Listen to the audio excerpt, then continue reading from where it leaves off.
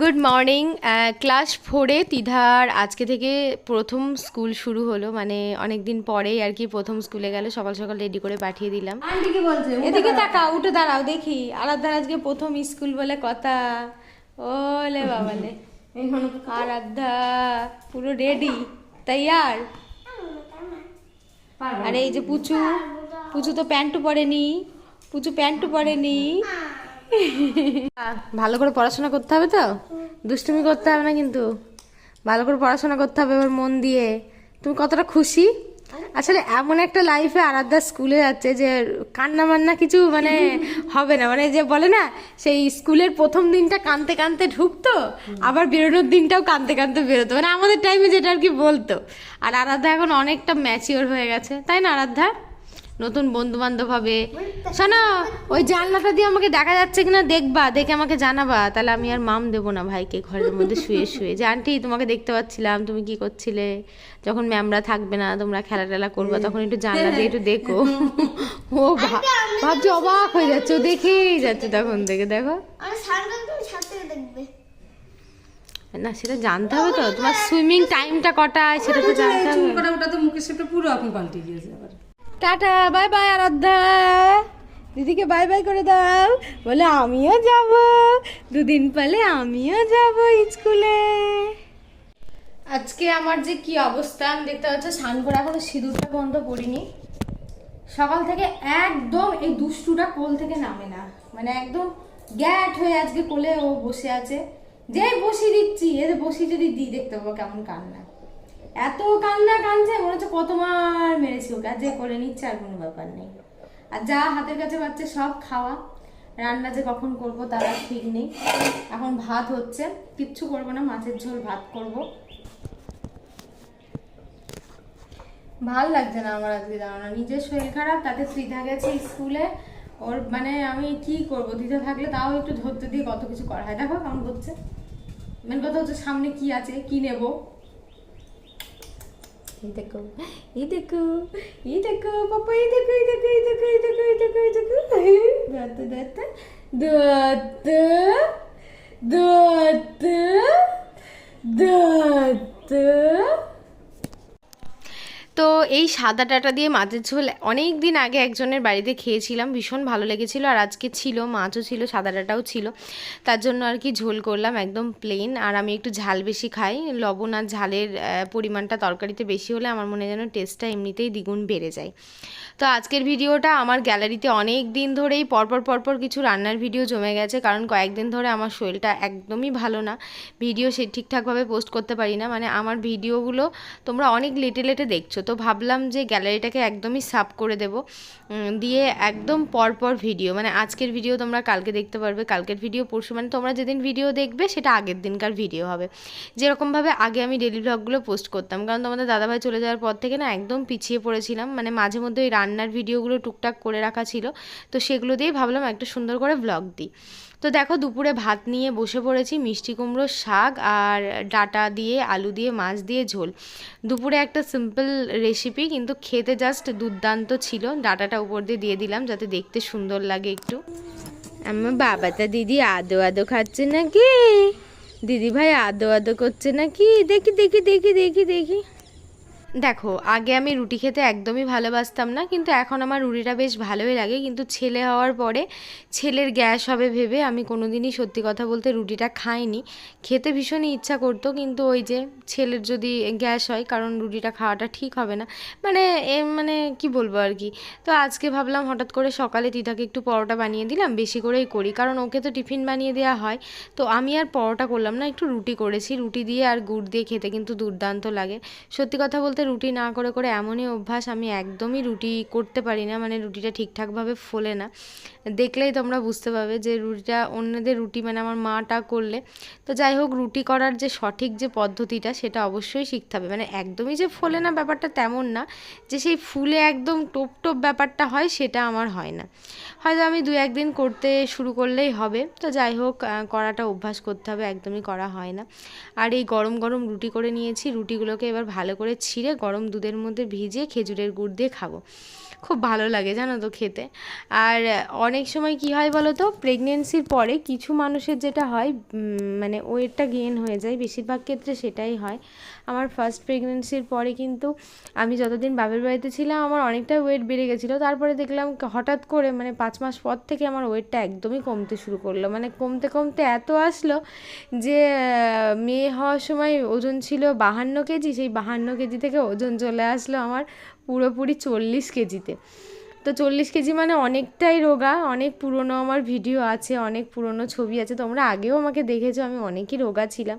কিন্তু এই রিসেন্ট অনেকটাই হেলদি হয়ে গেছি, প্রায় 57-58 কেজি, মানে লাস্ট ওজন করেছিলাম 56-57 কেজি, এখন জানি না কতটা কি হয়েছি। তো আজকে একটুখানি এঁচোড় রান্না করব, এটা একদম দেশি এঁচোড়, গাছের টাটকা এঁচোড়, একটা দাদাভাই দিয়েছে, তো প্রেশারে একটু সিটি দিয়েছি, নরম হয়ে গেছে এঁচোড়টা।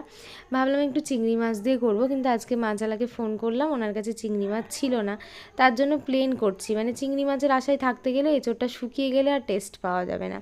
আর এই এঁচোড়গুলো কিন্তু দেখবা গাছের যে দেশি এঁচোড় হয় সেগুলো একটা কেটে তাজা রান্না করা, আর ওই গুড মর্নিং, মানে এখন আর মর্নিং নেই, 12:30 বেজে গেছে, এখন আর মর্নিং নেই, আর মর্নিং নেই, আর মর্নিং নেই।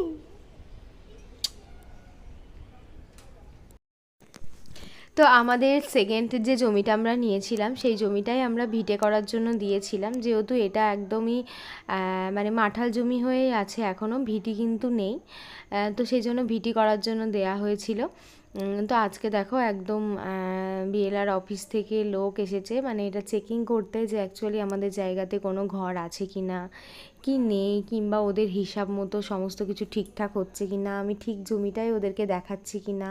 তো এইগুলো আর কি পুরোপুরি যাচাই করার জন্য বিভিন্ন অ্যাঙ্গেল থেকে আমার ছবি নেওয়া হয়েছিল, মানে এই সাইড ওই সাইড, মানে প্রত্যেকটা অ্যাঙ্গেল থেকে।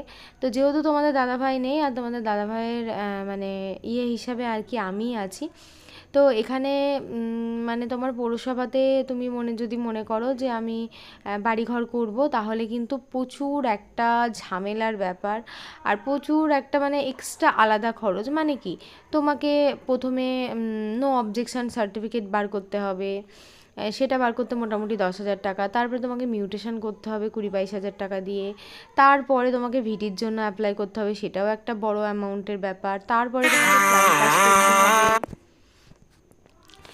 তো এই হচ্ছে ব্যাপার, মাঝখান থেকে হঠাৎ করে ফোন চলে এসছে। আর এই যে দাদুটাকে দেখছো, দাদুটা তারপরে এসেছিলো ধূপকাঠি বিক্রি করতে। তো ধূপকাঠিগুলো সব মানে ডুপ্লিকেট কোম্পানির, আমি দেখেই বুঝতে পেরেছি, মানে ব্র্যান্ডেড কোম্পানিকে ডুপ্লিকেট করে বানিয়েছে, দাম সেম ব্র্যান্ডেড কোম্পানিরই। তো উনি বলছে মা একটা নে, তোরা যদি না নিস তাহলে আমরা কি করে চলবো।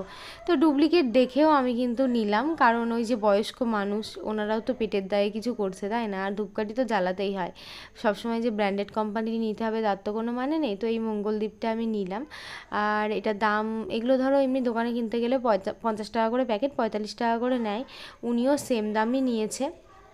আর এই দেখো, এটা হচ্ছে আমাদের ত্রিধা বুড়ি। আজকে একটা দাদা এসেছিলো, মানে আমার হাজব্যান্ডের বন্ধু, সবাই জানো যে একটা অ্যানাউন্স পাওয়া যায় পড়ার জন্য, তো সেই ফর্মটা, সিএ ফর্মটাই আর কি নিতে এসেছিলো, সিইএ। তো ওই ফর্মটা দাদাভাইটা নিতে এসেছিলো, আর দিদার জন্য একটা বড় সাইজের ক্যাডবেরি দিয়ে গেছে। এটা দেখে তো দিদা ভীষণই খুশি যে আঙ্কেল আমাকে একটা বড় সাইজের ক্যাডবেরি গিফট করেছে। তো বারবার আমাকে ভিডিওতে এসে দেখাচ্ছিল, মা আঙ্কেল একটা ক্যাডবেরি গিফট করেছে, এটা তুমি দেখাও, ভিডিওতে সবাইকে দেখাও। তো সেই জন্যই আর কি আমি দেখালাম। তো বলছে মা এটা ফ্রিজে রেখে দেবো, রোজ একটু একটু করে খাবো, কারণ ও আবার এখন একটু দেখি মানে হেলদি আনহেলদি ব্যাপারটা বুঝেছে, যে ক্যাডবেরি একসঙ্গে বেশি খাওয়া ভালো না, কুরকুরে চিপস বেশি খাওয়া ভালো না, এটাই আর কি মানে একটা ব্যাপার। আজকে আমার এতটা জ্বর এসছে না, কি বলবো, মানে ফ্যান এত গরম লাগছে, সবাই ঘেমে যাচ্ছে, আমি ভাবছি আমার ঠান্ডা লাগছে মনে হয় আমার ছেলেরও হয়তো ঠান্ডা লাগছে। ফ্যানটা বন্ধ করে দিচ্ছি, দেখছি ওর টাক মাক ঘেমে একদম রাস্তায় অবস্থা হয়ে যাচ্ছে, আর আমার পুরো শীত লাগছে। গোপাল আছে, স্নান করলাম, ভাবলাম একবার মাথায় জল দেবো না, তাহলে তুললাম না স্নানটা করি, স্নানটা করলাম, করে ঠানি দেখা এখন কথা বলছি, তো এই চোখগুলো মনে হচ্ছে কেমন যেন জ্বালা পোড়া ভাব করছে। আর মেনলি হচ্ছে এরকম, এই গ্যাসের এখানটায় তাঁতের কাছে দাঁড়িয়ে আছি, তো তাও একটু ভালো লাগছে, আর ঘরের মধ্যে ফ্যানের কাছে গেলে মনে হচ্ছে বাপরে আমার কি শীত লাগছে। তো পুরো গরম জল বেরোচ্ছে ট্যাপ দিয়ে, এত রোদের টেম্পারেচার দিয়ে, তারপরেও আমার সেই জলটা গায়ে ঢালতে গিয়ে মনে করো ঠান্ডা লাগবে শীতের মতো। জ্বর আছে, দেখি বিকালে যাবো, একটু ওষুধ না নিয়ে আসলে হবে না, খুবই খারাপ লাগছে। আজকে মাছের ডিমের বড়া ভাজা, শাক ভাজা আর ভেন্ডির তরকারি করবো। পরপর কিন্তু আমার একদম বুঝতেই পারছো ছোট ছোট ক্লিপগুলো নেওয়া হয়েছে, তো এইসব হচ্ছে ভিডিও ক্লিপ। এগুলো জুড়ে আমি একটা ভিডিওর মধ্যে দিয়ে পুরো গ্যালারিটাকে খালি করে দিতে চাইলাম, কারণ এর পরের দিন থেকে একদম তোমরা পরপর ভ্লগগুলো পাবে আর কি। তো এখানে দেখতে পাচ্ছ ভেন্ডি সর্ষে, মানে ভাবলাম ভেন্ডি সর্ষে করব। তো রান্না কিছুই করব না ভাবতে ভাবতে অনেক কিছু হয়ে গেল, মানে শাক ভাজা, মাছের ডিমের বড়া, ভেন্ডি সর্ষে, তারপরে একটু মানে ডাল করেছি, হালকা করে একটু তেঁতুল দিয়েছি, যেহেতু আমার জ্বর হয়ে মানে জ্বর জ্বর ভাব, তো শরীরটা ভীষণই খারাপ ছিল, তার জন্য একটু হালকা করে টকটক দিলে বেশ ভালো লাগবে। খুব বেশি দিইনি, বেশি দিলে আবার জ্বরের মুখে তেঁতুল খেলে আবার জ্বর চলে আসবে। তো দেখো এই দিয়ে কিন্তু আমাদের দুপুরের খাওয়াটা বেশ ভালোই হয়ে গেছিলো। শাক ভাজা, বড়া ভাজা, মানে একদম সিম্পল রান্না, কিন্তু জাস্ট খেতে দিদা বলছে মা আজকে খাবারটা না ভীষণ ভালো লেগেছে। ও তো পুরো ডাল দিয়ে আর মাছের ডিম আর ওই ভেন্ডি সর্ষে হালকা করে দিয়ে এটা দিয়েই পুরো খাওয়া দাওয়াটা করে নিয়েছে। তো আমি আবার শাকটা খেতে একটু বেশি পছন্দ করি। একদিকে ধরেছে, দেখো একদিকে ধরেছে, একদিকে গায়ে হেলান দিয়েছে। আমাকে ধরেছে, খাড়া করে দে, ওকে ভালো করে খাড়া করে দে। পাপা পাপা পাপা পাপা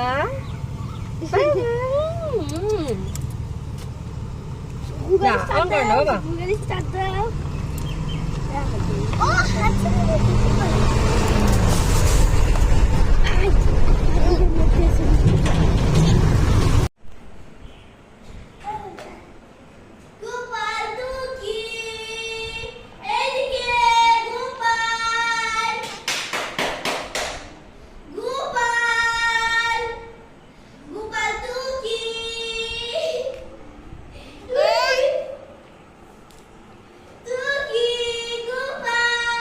হাতে ধরতে পার, এখানে এসে